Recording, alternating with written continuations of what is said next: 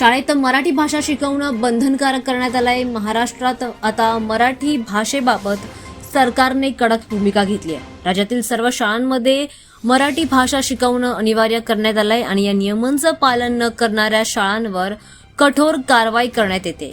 राज्यात मराठी भाषेचे अध्यापन आणि अध्ययन सक्तीचे करण्यासाठी 2020 मध्ये अधिनियम लागू करण्यात आला। त्यानुसार सर्व माध्यमांच्या आणि सर्व व्यवस्थापनांच्या शाळांमध्ये मराठी विषय अनिवार्य करण्यात आलाय।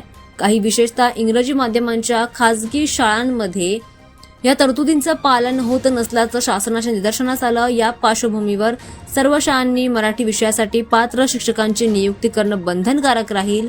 सोबतच मराठी भाषा धोरणांची अंमलबजावणी होते की नाही याची तपासणी सुद्धा शिक्षण उपसंचालक, शिक्षणाधिकारी आणि इतर पथकांमार्फत केली जाणार असल्याचं शासनाने आता स्पष्ट केलंय।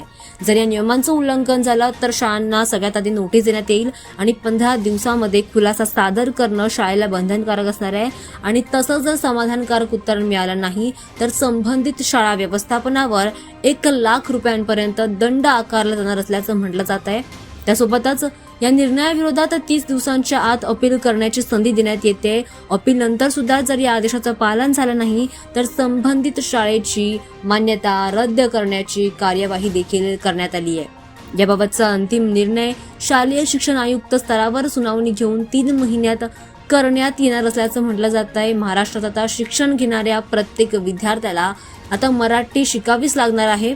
नियम मोडणाऱ्या शाळांसाठी शिकवा मराठी, नाहीतर कारवाई, हा स्पष्ट संदेश सरकारने दिलाय।